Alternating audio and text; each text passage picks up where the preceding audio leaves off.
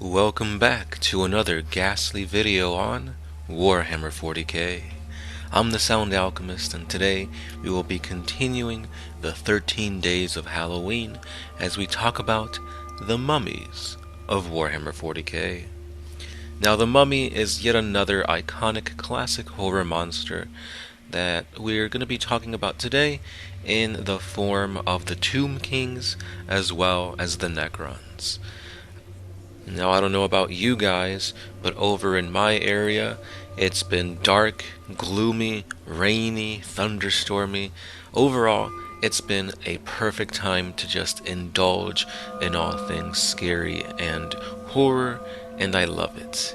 So, I'm going to be trying to put a little bit more ambiance into the music for these videos to kind of set the mood. So without further ado, guys, let's dive into the lore behind the Tomb Kings. So let's start off by talking about the Tomb Kings, and then we'll look at a few gorgeous models from their line. So, the Tomb Kings, before they were actually undead mummies clad in gold, they were the kings of an ancient city by the name of Nehekhara. They believed that the gods themselves chose them as rulers. However, eventually, a powerful sorceress priest by the name of Nagash came in and started fucking things up. Eventually, he became known as the Usurper King, and he used dark sorcery as well as necromancy to keep himself in power. Eventually, the people revolted against him, and Nagash enacted a powerful spell which awoke countless corpses as well as the old mummified kings of old. Now, usually getting a second chance at life would be a good thing, but no. These Tomb Kings believed that when they would awaken into their second life, they would be given rule of paradise. Unfortunately, that was not the case. They were essentially bound to this ruler, Nagash, and they did not like this at all. Matter of fact, they did not like the fact that there were other kings who were also being awoken from their death slumber. So they started fighting amongst each other, and the War of the Undead Kings began. Eventually, there was one ruler who came out on top, and that was none other than Cetra. Now, Cetra can essentially be considered like the leader of the Tomb Kings or whatever, but that's where I'm going to stop with the lore. It was just a slight little taste to get you introduced to the Tomb Kings. Now, let's go ahead and take a look at a few of their awesome models. So one of the most dynamic models on their line is the Tomb King Necrosphinx.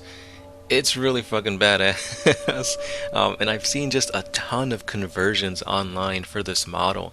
I've seen people convert it to look more demonic.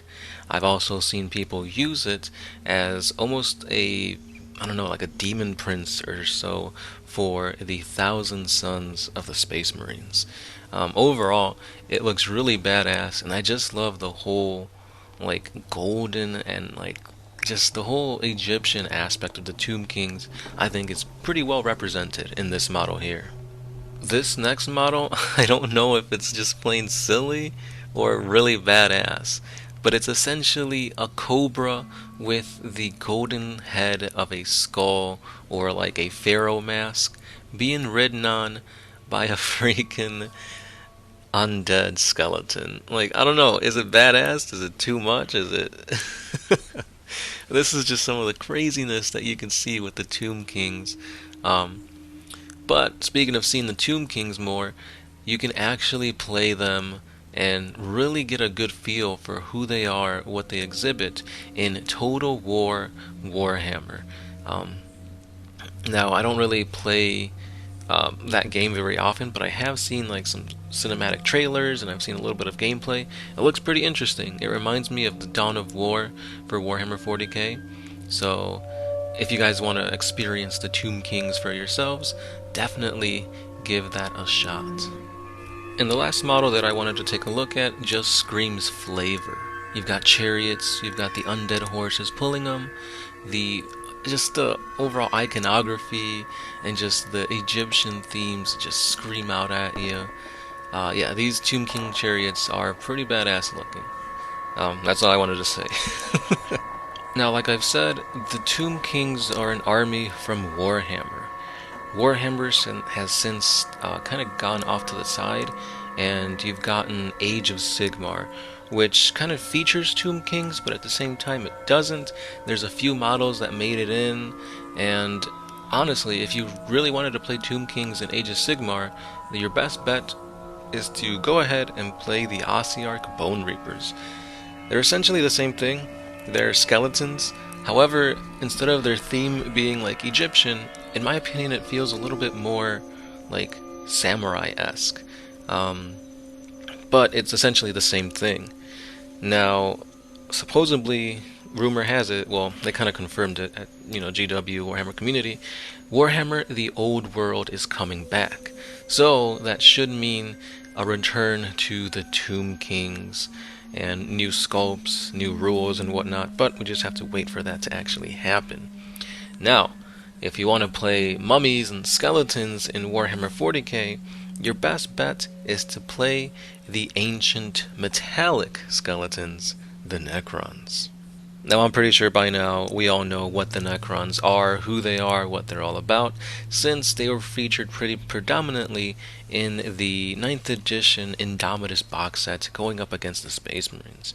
Not just that, but they have the Silent King returning, the Void Dragon, so Necrons are kind of second in the spotlight after the Space Marines, of course, but I will give you just a small snippet of lore before ending the video. Deep within the darkness of the void, ancient tomb worlds stir once more to life, and the Necron race claws its way towards the stars. Eons ago, they ruled the vast swaths of the galaxy as cruel, immortal masters, their people having forsaken frail mortal flesh bodies for the deathless living metal bodies that they now hold. Yet the march of time and the wrath of their foes drove the Necrons into a hibernation, and for millennia they slumbered, awaiting an age when the galaxy would once more be ripe for conquest. That time is now. The Necrons are awakening in their billions. Now, does that sound familiar or what? That is pretty much exactly the same thing for the Tomb Kings. The Tomb Kings were pretty much unmatched in their golden age, and they had to slumber, and Nagash woke them up, and overall it's essentially the same thing. Tomb Kings are the same thing as Necrons. It's just Tomb Kings are Necrons in space. But yeah, I mean, when it comes to mummies in 40k, we have them, but we don't. They're more likely in Warhammer. And even then, like the Ossiarch Bone Reapers are mummies, but not quite. So, that was this video for the 13 days of Halloween.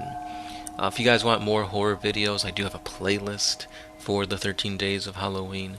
We've talked about every wargamer's fear, werewolves in 40k, Frankenstein's monster in 40k, vampires.